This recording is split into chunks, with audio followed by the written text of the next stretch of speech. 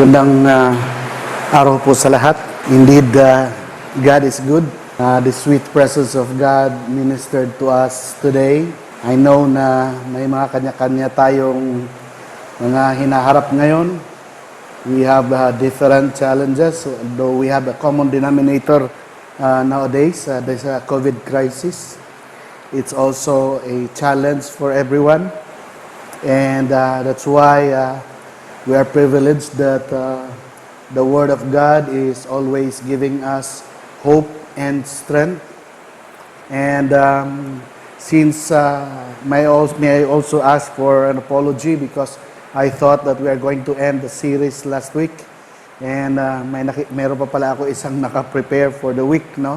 And this will be our conclusion part of the series of the truth and reality. Our key reference for this preaching series is found in John chapter 8, verse 31. And it says here, "So Jesus said to the Jews who had believed in him, 'If you abide in my word, you are truly my disciples, and you will know the truth, and the truth will set you free.'" Meron pong challenge ang Panginoon sa atin. Ang sabi niya, kung ikaw ay mananatili sa aking mga salita, ikaw ay matatawag ko na tunay na aking disipulo, my follower. And malalaman mo ang katotohanan at ang katotohanan ang magpapalaya sa iyo. There are tangible things that control us, limit us. And there are also non-tangible things that will limit us in order for us to achieve the kind of level of maturity where God wants us to achieve. But because of the mind that we have, our perspective about life, it limits us. And for me, it's a kind of shackle. It's a kind of chain that binds us not to grow. And that's why Jesus was saying, and this is coming from His very word, and sabi niya, kung ikaw ay mananatili.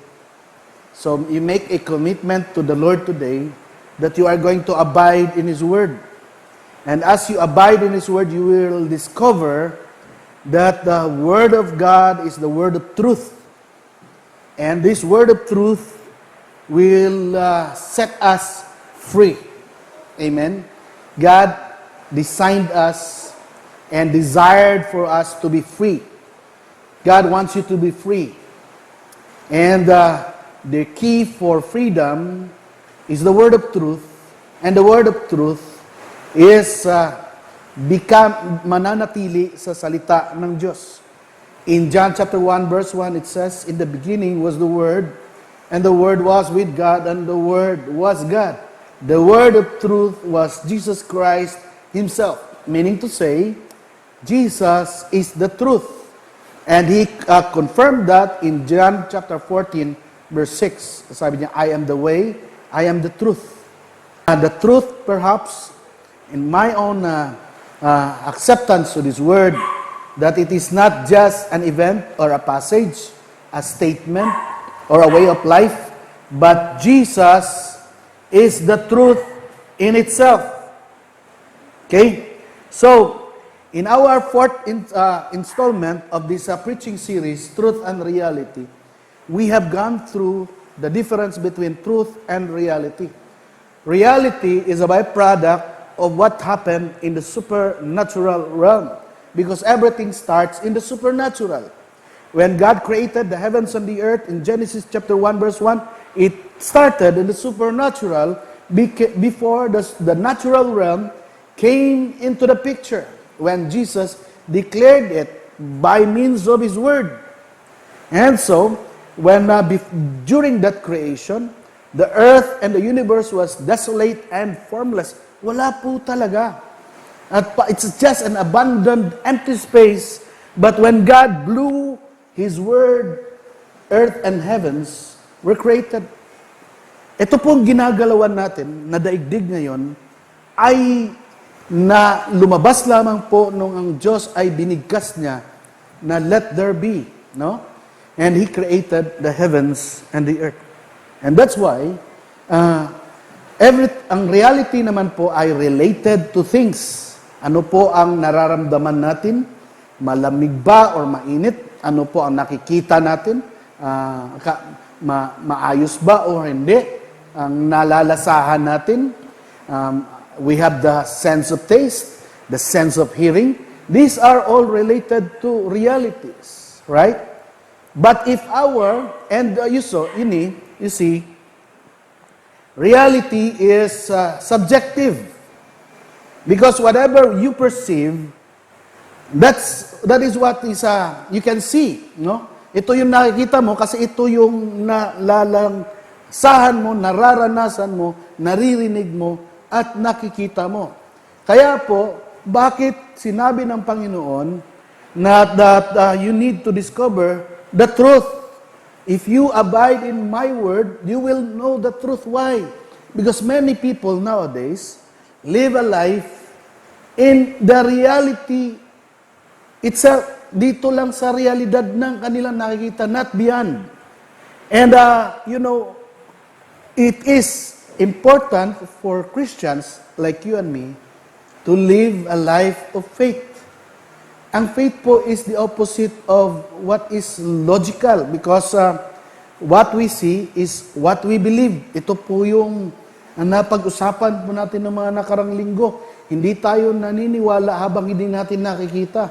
Kaya lang po, kapag hawak natin ang katotohanan, kahit di pa natin nakikita, ito ang totoo.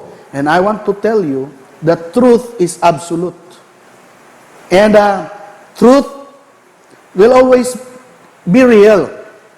But reality will not always be true. Amen? Pwede pong hindi totoo ang realidad. Pero kung ibabase natin ang ating desisyon, ang ating paglalakad, ang ating buhay sa realidad, sa mga practical things, then we fail as a person, we fail as a child of God. Because God wants you to live a life of faith. We need to hold on to the word of truth. Kaya sinabi talaga ng Panginoon sa atin, if you abide in me, and my words will abide in you, you shall be my disciples, and you will know the truth. And the truth, the result of truth in your life is freedom. Okay? Now, one of the realities that we have right now is this corona pandemic. Dito sa Davao ngayon, it's Sunday, and no one is allowed to go out. Everybody should stay at home.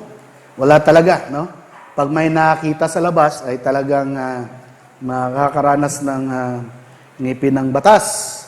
So we need to also to abide with the law of the land.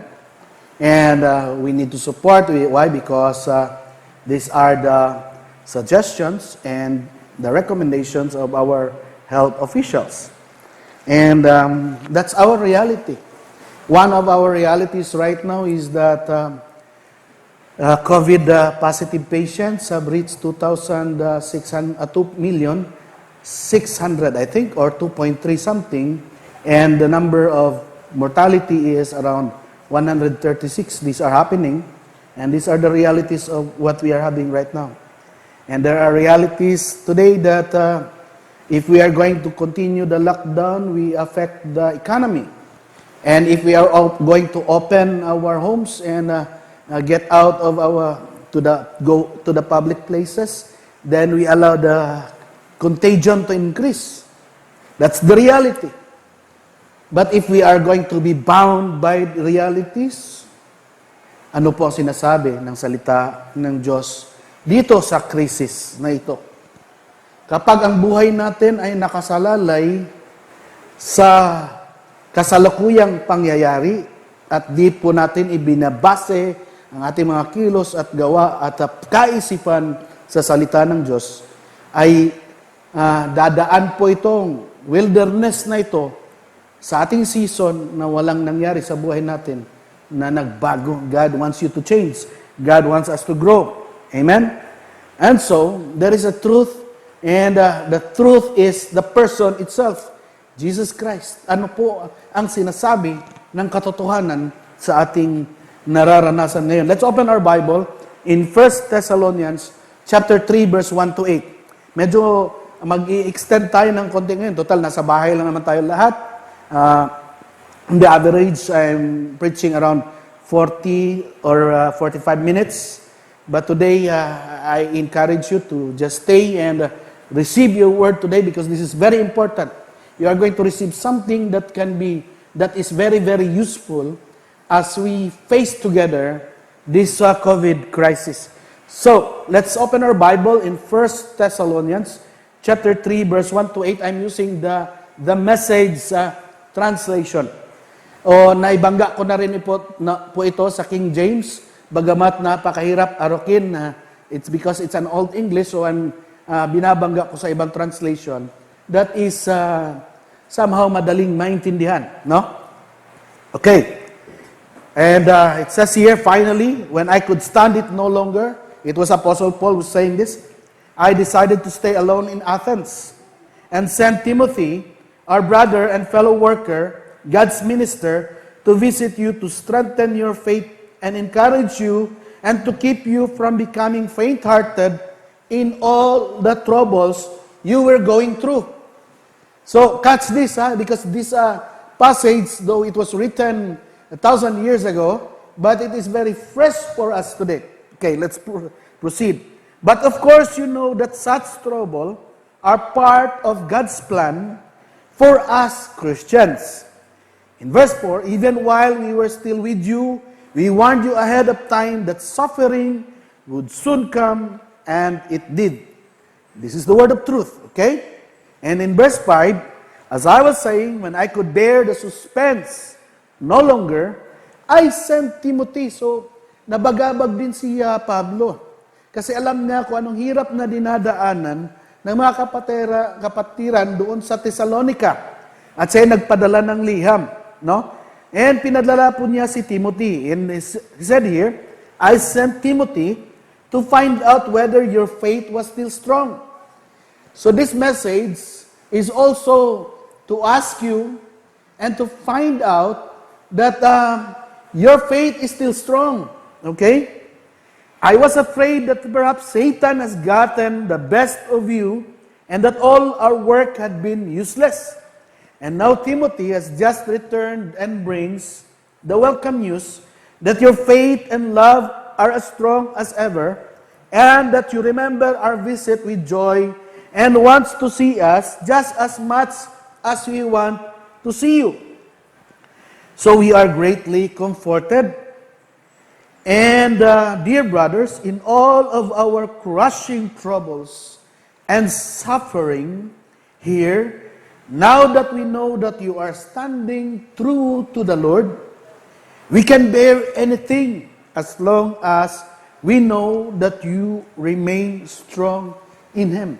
The same kind of heart na dinadala ni Apostle Pablo para sa Thessalonica is the same kind of heart that I have right now for you and for the church. Okay? And I believe that though it was written, as I have said, 2,000 years ago or many years ago, I'm not exact with the number of years, but it will not go down to 1,000 years. Okay? It is very fresh for us. Let's pray. Holy Spirit, we thank you. For Lord God, despite, Lord, of what we are facing right now, you are faithful to comfort us and edify us with your word. So Lord, release your word for us as we breeze through this COVID crisis. May your word be true, living, powerful, and edifying. In Jesus' name, amen and amen. Sa umagang ito po, may mga katanungan po tayong haharapin pare-pareho. Hindi lang ito para sa inyo, para sa akin din ito, at sa lahat ng mga tagapakinig, lalo na po kayo na nakikinig online dahil hindi po tayo nakakalabas ngayon. Unang katanungan is, how do we respond in this COVID crisis? Paano po tayo nagre-react at nagre-respond sa crisis na ito? How do we picture this situation as a people of God? Well, we can see generally the public sentiments right now, and those who have, precisely those who do not live for Christ, you know for sure kung ano po ang reaction nila sa nangyayari ngayon. But I want you to know that there is a kind of significance and distinction for the people of God to respond to this crisis. Do we look at it as the prevailing reality? What does the word of truth and the God of truth in this situation? Ano po ang sinasabi ng salita ng katotohanan at ang Diyos ng katotohanan sa panahon ngayon? Amen po? Kaya po, akin ko po kayong inihiram ko po ang inyong atensyon sa loob po ng isang oras nang sa gayon ay mapag-usapan natin at nang matanggap po nyo ang inihanda ng Diyos para sa atin. All of us face the same question because we all go through deeply in this COVID crisis. Lahat po tayo. Ilang linggo na po ang ECQ. Parang more than a month na. And it's happening right now. Everything we hold is on the firing line. No? Lahat ng hawak po natin ngayon ay it's on a test of fire. Amen? So, wala po tayo pwedeng maitago sa panahon ngayon. And we cannot even boast. Okay? Because everything is subjected to the test of fire. Okay. But before we proceed, I want you to receive this quote from an author, a Christian author who wrote the book Narnia. His name is C.S. Lewis. He said, God knows our situation. Alam ng Diyos yung sitwasyon natin. He will not judge us as if we had no difficulties to overcome. Hindi po niya tayo hinuhusgahan as if wala po tayong pinagdadaanan ngayon. Alam po ng Diyos ang pinagdadaanan mo. Alam ng Diyos kung ano ang hirap na nararanasan mo ngayon. Alam ng Diyos kung ano yung takot na nararamdaman mo. Alam ng Diyos kung ano ang nagpapahina ng iyong kalooban. He knows everything. What matters is the sincerity and perseverance of our will to overcome them. Magmamatter lamang daw po kung paano tayo magiging matatag at nagpapatuloy despite sa hirap nating nararanasan ngayon, tayo ay nakatayo. Amen? At tumatayo. Why? Because we abide in the Lord Jesus Christ. If you abide in me, you are truly my disciples. And you will know the truth, and the truth shall set you free. So, nananatili po tayo hindi dahil sa ating kalakasan. Mga anak niyo ng Diyos. The church, I am addressing this to you. We are not standing right now, being able to smile, being able to comfort other people, being able to exhort, being able to be the source of hope because of the Lord Jesus Christ, not because of us. Amen? It's not about us. And so, I will present to you today two kinds of person. May dalawang klaseng tao po ang humaharap sa COVID crisis na ito. Ang isa po ay hawak niya ay realidad at ang isa ay hawak niya ay katotohanan. There is a kind of person who holds on the word of truth, and there's another person who relies on the realities. Ano ang practical? Okay? So this is my personal view, and I believe also that it is I receive it from the Lord, and I also believe that this is the word for you today. Lalo na sa oras ng krisis na ating pinagdadaanan ngayon. Dalawang klase lang po. A student and a victim. A student is the one who seeks the truth. And ang victim ay has accepted the reality. So, some people go through life as a professional victim. Maraming tao na dumadanas sa hirap at krisis na ito na parang mga professional na biktima. And they always being treated as how they were being mistreated. Okay? Parang unfair ang buhay, no? There are so many people right now in Facebook. You can count, no? In the scale of 100, maybe mabibilang mo doon, around 80% of the people are complaining. Okay? And they thought that they were being mistreated. And akala ng karamihan na itong COVID crisis na ito, bakit hindi ako nakakatanggap ng amelioration? Okay? Bakit ito lang yung natatanggap kong food ration? Bakit hindi ako pwedeng magtrabaho? Okay? Bakit hindi ako pwedeng lumabas? Okay? Ang iba ngayon, kung titingnan mo Amerika, the Michigan state is in this area. Why?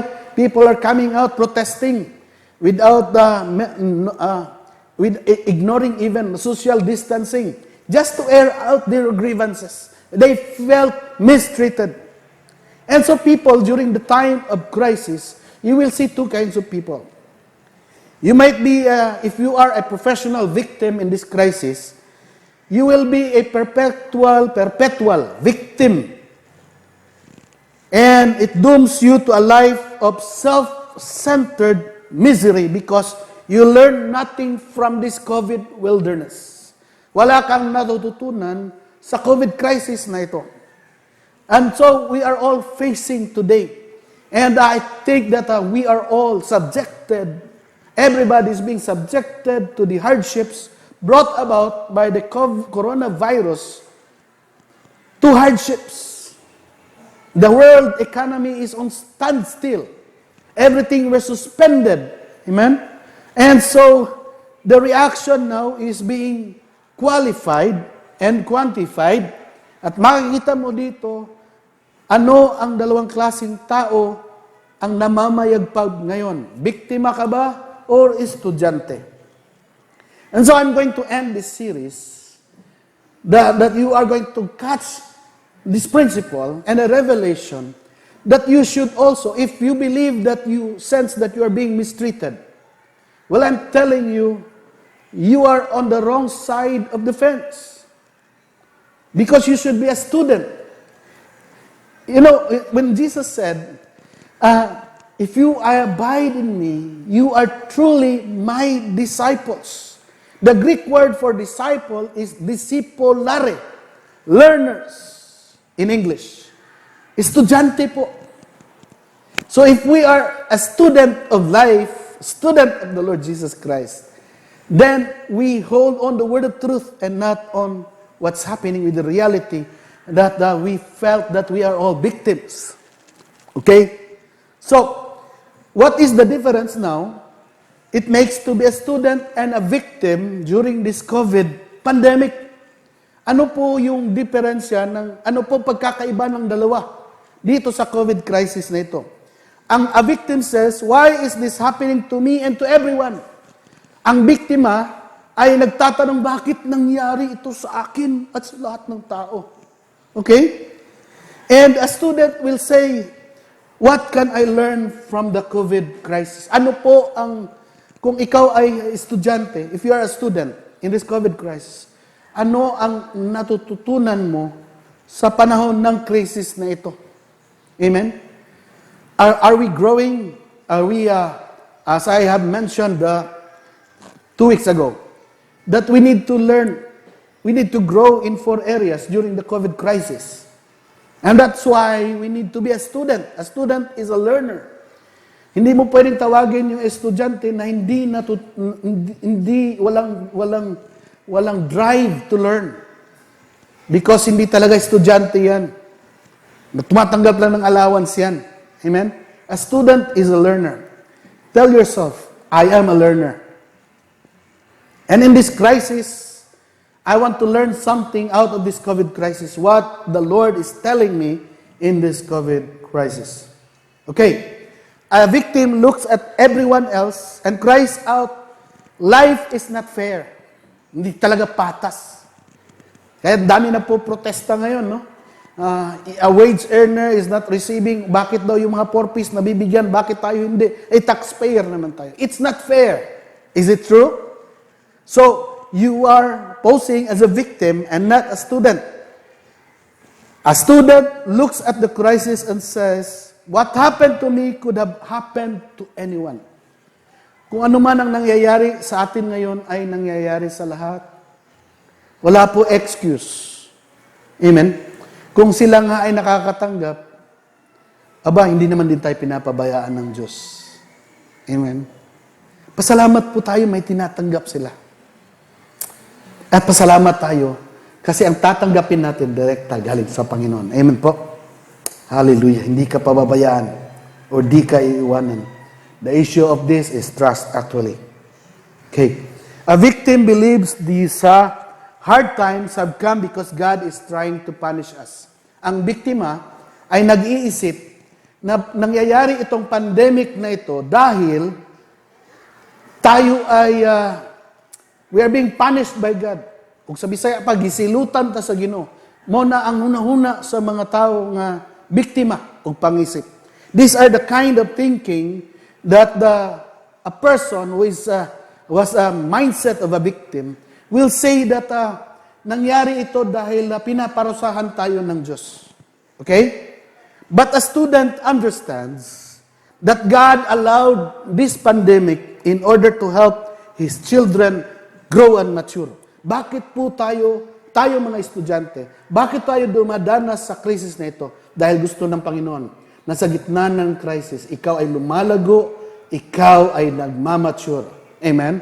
Hindi po tayo na magmatapos ang season na ito, you are still the same. Hindi po. May nagyaring pagbabago sa ating puso. Mas lalo tayo naging masigasig sa Panginoon. Mas lalo tayo naging, we become more passionate with the Lord Jesus Christ. Hindi po tayo lumalamig. Amen po. Bagamat lalong nag-aapoy, lalong naging mapagmahal sa Diyos, at lalong nagbibigay importansya sa mga bagay ng Panginoon. Okay. A victim would rather complain than find a solution.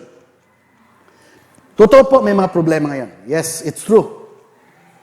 But ang biktima po ay laging nagre-reklamo than finding a solution. I messaged a disciple, I think yesterday. Well, I love him and his response naman ay positive. Kaya na-bless ako sa taong ito. You know who you are. Sabi ko, why you are complaining with the government? Are you still, hinahangad mo ba itong social amelioration money? Now, you know, this is not the time to complain for the government. This is a time for us.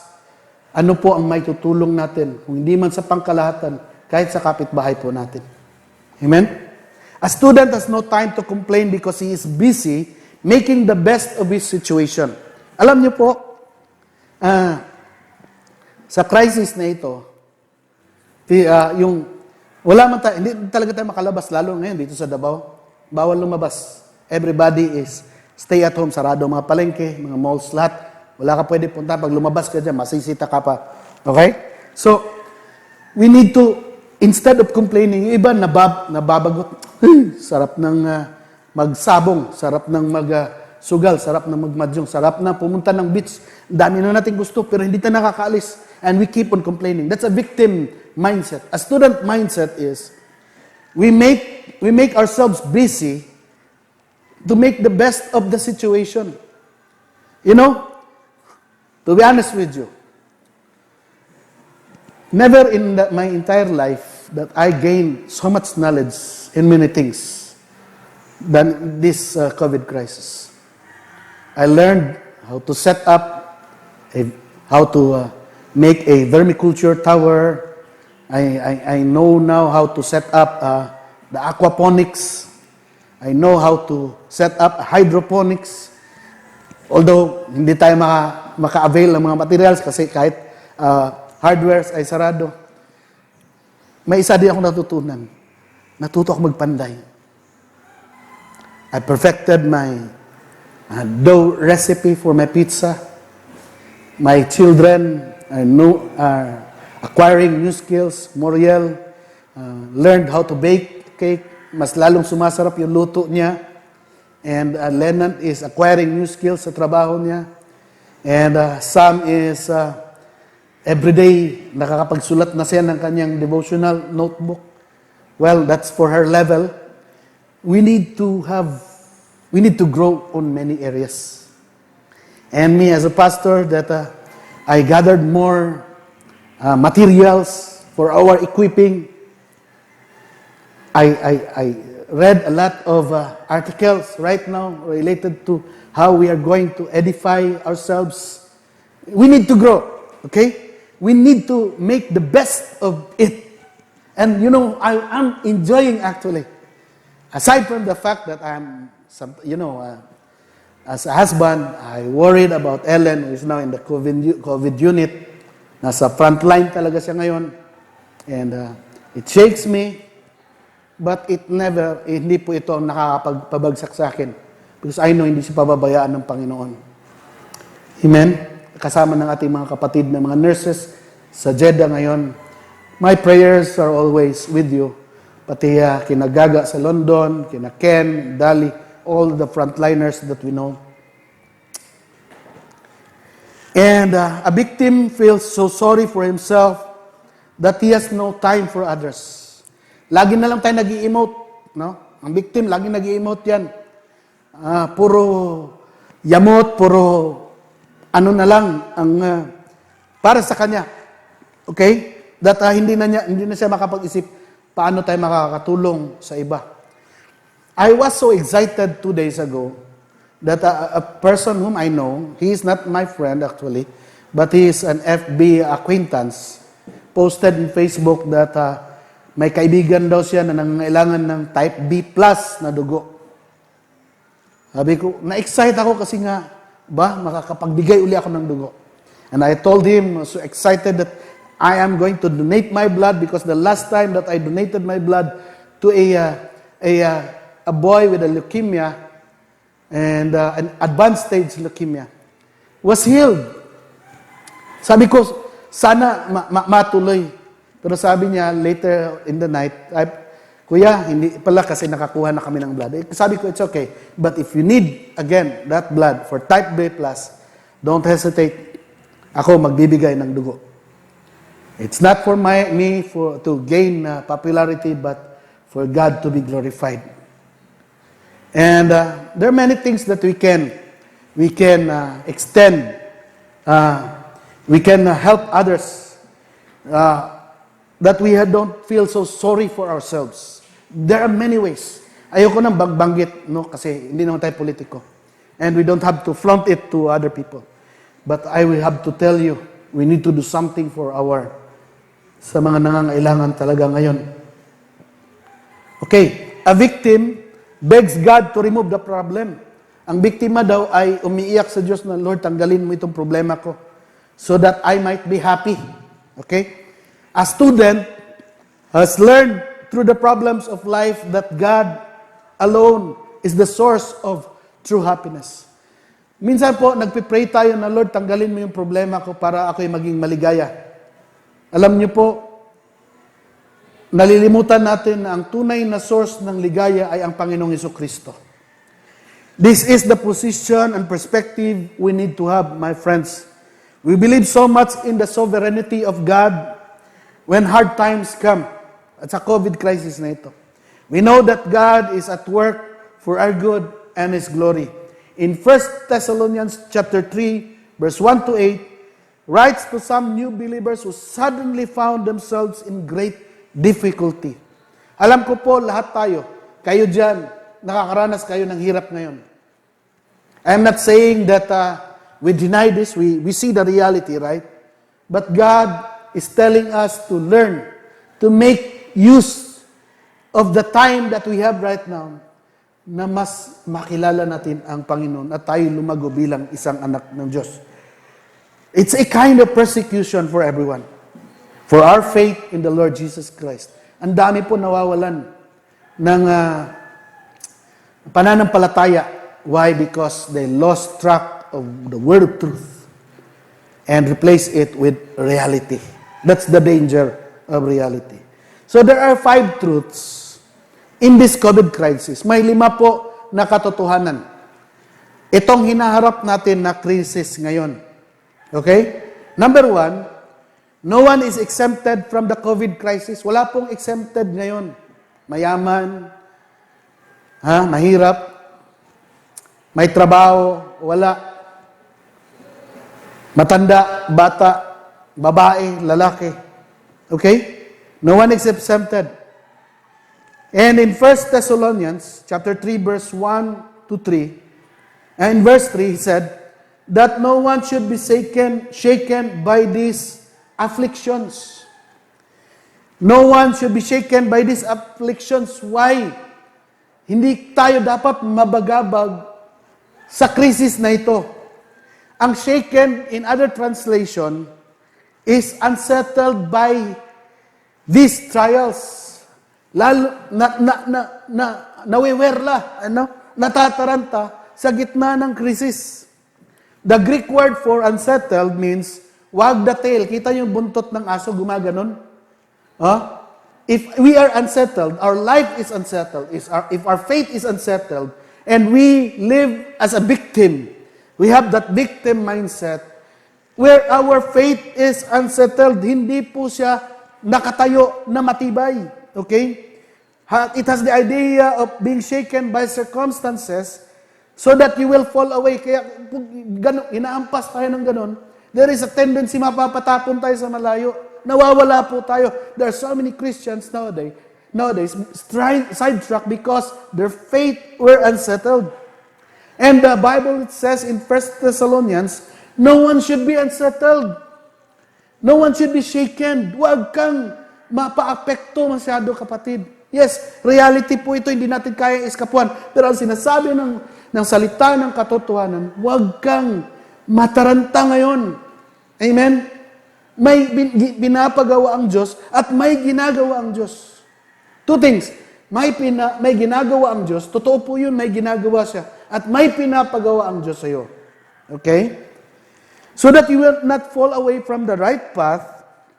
The word trials comes from a Greek word that has the idea of under the thumb. Ang trials po kasi ay ang Greek translation yan is ang definition niyan is going under the thumb. Ito, naiipit ka. Okay? We are pressed on from above. Parang sinasakluban tayo ng langit. That's the trial, no? This pandemic, para tayo sinasakluban ng trial. Many of you know from experience the unrelenting pressure. Nako, akala ko matatapos na yung ECQ, bakit na-continue na naman hanggang April 27? Paano na lang? Okay? Now, if you have a victim mindset, you will tell everyone that it's unfair. No. For a student, it's an opportunity. I have to tell you. My son and I were talking. Sabi ko, we have a plan. Actually, naka-timeline. Summer, we are going to launch our business. But, because of this COVID crisis, God is teaching us something else about flexibility and sensitivity to the leading of the Holy Spirit. And you see, when God is going to remove the scales from your eyes, you are going to see lots of opportunities. Amen? Many of you know from experience the unrelenting pressure from circumstances that keeps you awake at night and saps your strength during the day. Dahil sa krisis na ito, daming hindi nakakatulog. At kinabukasan, parang mga lantang gulay. I am excited every day. Well, I'm not saying that hindi ako napapanghinaan kapag nakikita ko yung tumataas na figure ngayon. 709 new cases in the Philippines yesterday, with 320 of which are medical frontliners, nurses and doctors. It shakes us, but we need to stand firm in the faith.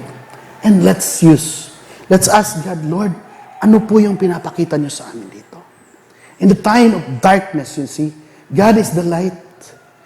Makakita ka ng liwanag dito, kapatid. I have to tell you, pag na-discover nyo po ito, magsasabi kayo, Lord, you're always good in times of trouble. Okay? So, pasensya na po kahit medyo tayo ngayon, no? We still have 5 points. But anyway, nasa bahay lang tayo lahat. Okay? Walang lalabas ng bahay ngayon. Bawal. Okay? So, number 2, we are born for such a time of this. Alam mo, gustuin mo man hindi, pinanganak ka sa panahong ito. And you are appointed to this time. 1 Thessalonians chapter 3, verse 3. That no one shall be shaken by these afflictions, for you yourselves know that we are appointed to this. Tell yourself, I am appointed to this. I am born for such a time as this. Kasi po kung wala po, hindi dumanas to pandemic, it's the court, yung saan tayo makikipaglaban ay hindi talaga patas. You know, the playing field was leveled. Everybody will start all over again after the crisis, and we need to prepare.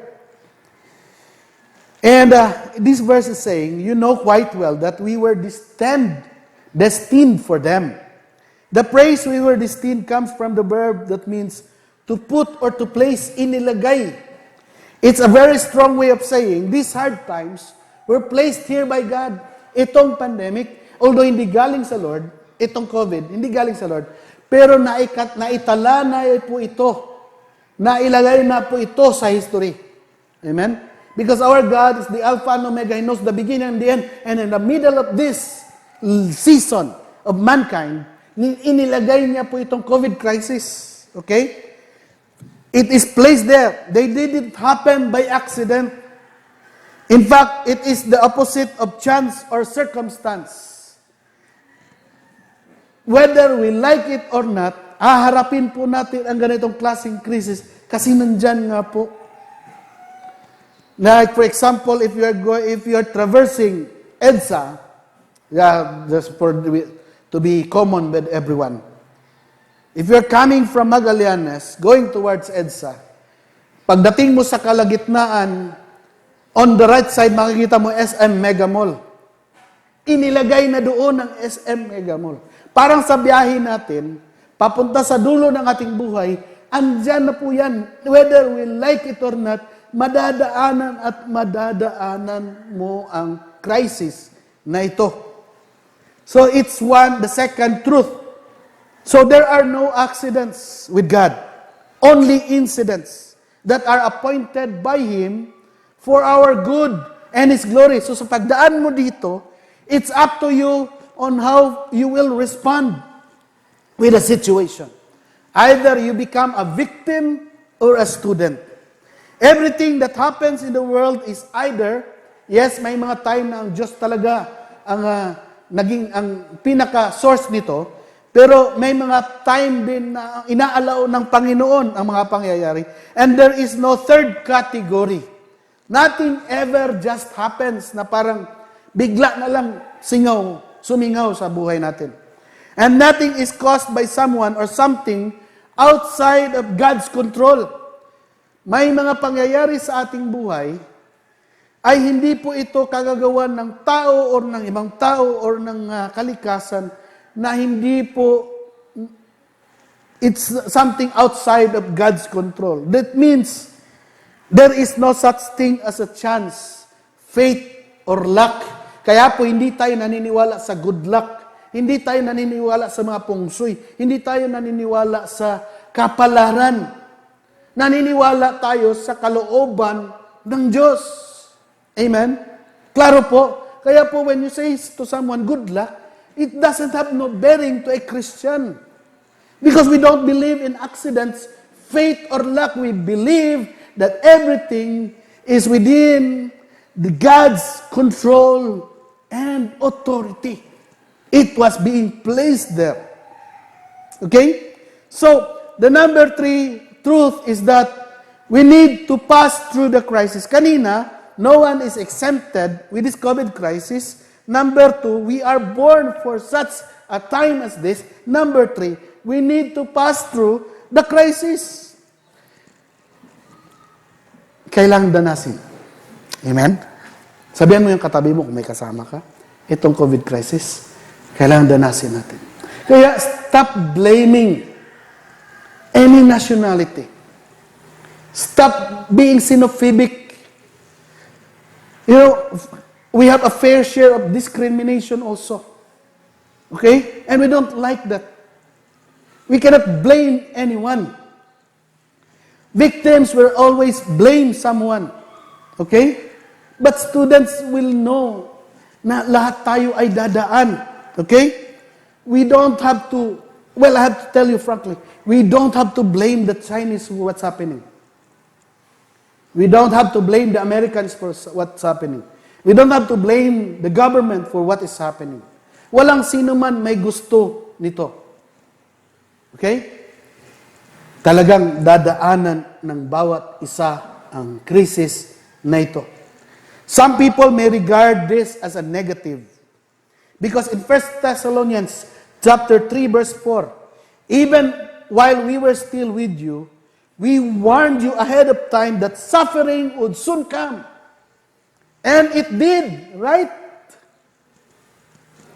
Nag-warn na po. We have the prophets already. May iba nga dyan, false prophet pa. Okay? Pero ang dami po nagwa-warn na ang sufferings ay darating. We anticipated this. Kaya po, some people may regard this as a negative, but to me, it is an opportunity. I personally have much more confidence in someone who expects trouble and prepares for it. Pinapaghanda nga po tayo ng Panginoon eh. Okay? In Romans chapter 5 verse 3 to 4, spells out how the process works. We also rejoice in our affliction because we know that affliction produces endurance. Endurance produces character. And proven character produces hope. We all want hope. But we don't want affliction. Gusto natin pag-asa, pero ayaw natin dumanas ng hirap. If you want to hope to flood in your heart, it starts with affliction. That leads to endurance. That produces proven character. That results in the Holy Spirit filling us with hope. Kaya po, I appreciate yung may mga survivalist mentality. They are not doomsayers. They are preparing for the worst, actually. And that's why I caught one list of the successful survivalist rules of life. This can be applied biblically as well. Sabi pa niya, number 1, carry a pocket knife. For Christians, what? The sword of truth. Get comfortable with the lightning of fire. We need the Holy Spirit as the holy fire. Learn to shoot and clean a gun. Okay? We know how to be offensive with prayer. Okay? Learn to be able to perform basic first aid. We know how to minister and counsel. And we know how to fan the flame. Be able to perform, keep your blade sharp. We must be in the cutting edge of evangelism. Work hard and smart. The lazy people will just, in the book of Proverbs, hindi po kaaya-aya sa Panginoon. Kaya po dito sa bahay, there is no single day na hindi po ako umiikot at wala akong halos natapos ko na nga po yung mga dapat gagawin dito. Except yung maglinis ng... Okay? Matatapos din. Okay. Share with others. Grow and preserve your own food. Eat a balanced diet. Expect that things will not go as planned. Have a backup plan. Then have a backup plan for your backup plan. Value relationships. Forgive freely. Allow yourself and others the opportunity to change. Practice using what you have. Don't allow fear to make your decisions for you. Help someone learn a skill you have mastered. Discipleship. Plan for the everyday emergencies as well as the end of the world emergencies. Be grateful for what you have.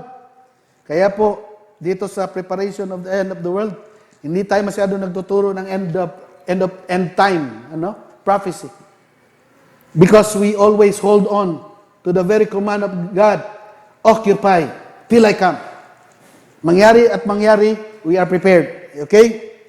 Be grateful for what you have. Get out and stay out of that. Build an emergency fund. Store food you will eat. Use it, then replace it. Hug your loved ones every day. No potential error targets near you. Plan multiple evacuation routes. Believe in power greater than yourself. You know, these survivalists, they are so, they widen their imagination. How to prepare. Kaya po nakaka-survive sila, pero yung mga victim mentality, yun po yung nauna. Students will always acquire new things.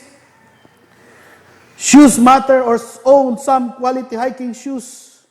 Create opportunities for your children to enjoy outdoors. Kaya lang, hindi applicable ngayon kasi lockdown, pero sa likod may outdoor kami. Drink plenty of water. Learn a skill you can barter with. Don't waste energy on things you have no control over. Invest your energy the things you can control. Yourself, your emotions, how you spend your time, the way you think, feel, and act. Do something to further your preparedness efforts every week. Meron ako dyan, mga gadgets. I have the rechargeable flashlights. I have the jungle bolos. Everything is there. Okay? I'm preparing. Having the regular fire drills, change batteries, and I have a rechargeable batteries as well. Make a plan for getting home in an emergency. Have more flashlights. Sleep outside, cook over a fire, make a stick to a budget. Be prepared to defend, and your loved ones have realistic hope for the future. Pray daily, know how to make water safe to drink. Have life insurance in the will. Learn to identify harvest and eat wild edibles in your area. Create a library of good reference books. Learn to harvest and butcher an animal for food. Yan, marunong na rin ako niyan. Conserve, see the good and others. Preparedness isn't a destination. Celebrate the little steps in the journey. Participate in government. Be able to perform basic car maintenance. Change your oil and flat tires. Know how to make something using hand tools. Take care of your gear and it will take care of you. Plan for those in your life who cannot take care of themselves. Children, elderly, with those with disabilities, and pets. Keep your promises, think positive, improvise, never stop learning, keep preparing. So these are the survivalist list. I just shared it to you. Let's go back. Okay, we need to remember that trials are not entirely negative. Amen? Again, kailangan po nating intindihin na ang mga pagsubok ay sometimes ay hindi laging negative yan. When trouble comes, Christians often react by doubting that they are where God wants them to be. They often think that they have done something wrong and that God must be pleased with them. Well, there are also times that God will release His wrath to man, but most often, hindi po ito dahil pinaparusahan ka ng Panginoon, dahil ayaw niya sa'yo. Okay? In 2 Timothy chapter 3 verse 12, everyone to live a godly life in Christ Jesus will be persecuted. Kung ikaw ay totoong naglilingkod sa Diyos, ay dadanas ka ng krisis. Amen? Number 4, the crisis is dangerous. Hindi po natin to minamaliit. Don't get me wrong. Kaya po, if you are a frontliner, make sure you review how to wear the PPE, how to remove it, how to dispose it. Okay? And for the homeliners, you need to establish a protocol. Dito sa bahay, I have my protocol. Pag galing ko sa palengke, no? Pagbalik ko sa bahay, ihulog ko yung damit ko, may boxer shirts na lang naiwan, hulog ko sa washing machine. I have my other passage sa loob. Pagpasok ko, buhusan ko ng disinfectant yung chinelas ko, diretso na ako sa banyo. Liligo na ako dyan. So, kaya po, lagi ako naliligo ngayon. Except na lang ngayon, bawal lumabas. As I was saying, when I could bear the suspense no longer, I sent Timothy to find out whether your faith was still strong. I was afraid that perhaps Satan had gotten the best of you and that all our work had been useless. Kaya po, itong mensaheng ito ay nagpapaalala sa inyo at nagre-remind sa inyo. Kasi nag-aalala din ako bilang pastor na nararamdaman ko kung kayo ay lumalamig o hindi. At nag-aalala ko na baka nahawakan tayo ng kaaway sa ating pag-iisip. Sa ngayon po, we cannot afford to lose our focus on God. Amen? So how does the devil weaponizes the COVID crisis? Ito po yung mga espiritu, ang masamang adikain ni Satanas na nagtatago sa likod ng coronavirus. Ano po yung nagagawa niya? Paano ito nagkukos ng damage sa atin? Okay? Number one, he tempt us to doubt on God's goodness. Nagdadalawang isip na tayo sa kabutihan ng Diyos. Ang demonyo ay bumubulong sa atin, sa ating mga tenga, na, nakalimutan ka na ng Panginoon. That He doesn't care and that He is not good. Hindi totoo mabuti ang Diyos. Okay? Sasabihin ng demonyo sa iyo, nakalimutan ka na, Sino ka para bigyan ng importansya? These are the lies of the enemy. Number two, he tempts us to retaliate against others with anger and resentment. Gusto niya magsalita ka ng mga masasama. Dahil ngayon, tingnan mo social media, napaka-toxic. Okay? This is one of his favorite tools when the hard times involve problems with friends and family members. Do not retaliate. Okay? He tempts us to give in to despair and discouragement. Gusto niya maglulungkot-lungkutan ka. Okay? Perhaps we're sick and feel as if we'll never get out of the lockdown. Parang we have that tendency now to think na parang hindi na tayo makakalabas nito. Parang tuloy-tuloy na talaga itong crisis na ito. The enemy is whispering in your ears, full of vials, lies, deceptions, and toxic informations. Perhaps we've lost our sources of income and feel that we're not qualified to do anything. I have to tell you, God is telling you, be still and know that I am God. All these things lead to the ultimate act of desperation, at ang resulta nito, we give up our faith in God altogether. That's what Paul feared with Thessalonians. Ito rin yung takot ko bilang pastor. He worried, I miss my young people here. I miss them. I miss the people here every Sunday. I miss you guys in Jeddah. And how I wish that I could minister to them personally. Yan, kapitbahay kong isa. Si Romnick, mahal na mahal ko yan. Hindi ko nga mapuntahan because of social distancing. I miss them. Little by little, we lose the joy we once had. The bleak picture of the future will drag us down. We begin to give. Buti nila si James na nadadaanan ko minsan. Kaya, it somehow, wrong attitudes, and then we begin to long slide in the wrong direction. Number 5. There's something good in this crisis. In 1 Thessalonians chapter 3, verse 6.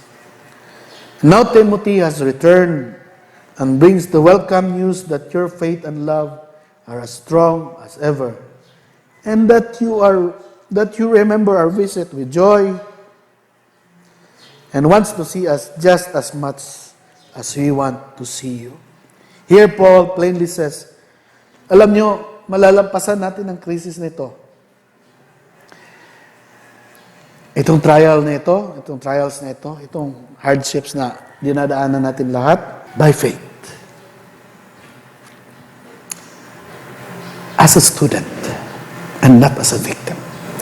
Because if we succumb to a victim mindset, we do not live by faith. Without faith, it is impossible to please God. Amen? God is our hope. And for me as a pastor, I'm reaching out to you. Be strong. Have faith. So what kind of faith does he have in mind? Faith in God's character, that He is good and makes no mistake. Hindi po nagkakamali ang Diyos natin. Faith in God's Word, that is true no matter what happens to us. Kahit ano mangyari sa atin sa krisis na ito. Faith in God's purpose, that He is conforming us to the image and likeness of Christ. The goal of every trial, the goal of receiving and living the word of truth, is for us to be aligned in the image and likeness of our Lord Jesus Christ. Faith in God's presence, that He is with us in the darkest moments of our life. Alam mo, hindi man tayo nagkita-kita ngayon, virtually nagkakasama tayo, but I have to tell you that God is with us. Amen? We never suffer alone. So in 1 Thessalonians chapter 3, verse 7 to 8, so we are greatly comforted, dear brothers, in all our own crushing troubles and suffering here. Now that we know you are standing true to the Lord, we can bear anything as long as we know that you remain strong in Him. Our friends, watch to see how we will respond to this tragedy. Okay? They want to know if what we say, we believe is really enough for us in the hard times and farther in the distance. Others, watch what we go through. Kasi hindi man tayo excuse nito. Many of them are unbelievers, nakatingin sa atin, who wonder if Christ is real.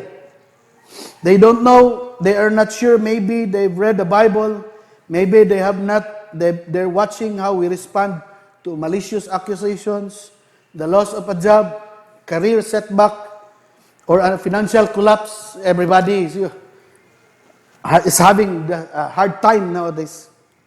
From the shadows, they watch us as we suffer to see if what we have is real or not. In this case, Apostle Paul himself draws strength from the courage of those new believers, although he had come to minister to them by watching them in hard times. And they were ministering to him. Paul is saying, I can face my trials because I see how well you are facing right now. Alam niyo mga kapatid, dami nakatingin sa inyo. It's how you bring the light to bring salvation to the ends of the earth. Amen? God has ordained that your trials are part of His plan to make you like Jesus. There are no shortcuts to spiritual maturity. Wala pong shortcut ito mga kapatid. Lahat po tayo dadaan nito. Kaya po, before I will end this preaching, I want you to position yourself not as a victim, but a student, a learner, a disciple of Christ during this COVID wilderness until po sa katapusan ng ating hininga, we will remain a learner. Amen? So, today, my brothers and sisters, as I will end my message in Job 23 verse 10, He knows the way that I take. When He has tried me, I will come forth as a gold. Lalabas po tayo dito. Greater than how we started, because God is great in our lives. He wants you to grow and mature. He doesn't want you to be a victim. He wants you to be a conqueror. And every conqueror is a student. The crisis will bring us closer to Jesus. Church, weeping may endure for a night, but joy comes in the morning. Let us therefore endure quarantines and lockdowns with grace and courage, knowing that in the end, the clouds will part and the sun will shine again. Fear not, CB. We have a great God who loves us more than we know. Look to Jesus, and you will find strength you need. When COVID-19 pandemic is over, you will comfort as gold. I want you to close your eyes right now. Father God, I lift up to you, Lord, my brothers and sisters. Those, Lord God, who are having a troubled heart and mind, Lord, corrupted, Lord, and contaminated by the worries of this world. I pray, Lord, that you will cleanse them. I pray, Father, that you will realign them from becoming a victim to a student, Lord. From becoming, Lord God, of a person who just accepts reality, but a person who learns and study the word of truth. As the Bible says, study to show study the word of truth, so that we can divide the word of truth correctly. And we understand the message of the truth. And we discover who is the truth. And that we will be set free. Father, release us from the shackles of being a victim to be conquerors, Lord God. And Lord, for us to be a conqueror, Lord, we have to become a student, Lord God, of your word. A disciple, Lord God, of your way, Lord Jesus. And so we want to be still, Lord. We stand, Lord God, with your word. We stand by faith. We stand by your word. Stand by your love. And we are rest assured and confident that you are the God who will never leave us nor forsake us. Father, right now, for those who are here and those represented, Lord God, every family, every, Lord God, every source of income being represented, Lord God, by those who are here right now, and those who are able to receive, Lord, this word. Father, I bless them with a blessing that comes from you, that there will be open heaven for them. In times of this lockdown, Lord God, there is no lockdown in heaven. There is an open heaven for you. Father, bless them and keep them, Lord God. Protect them and cover them with your precious blood. Let your face to shine upon them and be gracious unto them. And the people of God will say, Amen and Amen. God is good. Mahal na mahal po kayo ng Diyos. Magkikita po tayo. We are going to celebrate as we end the lockdown. In Jesus' name, God bless everyone. Love you. I miss you all.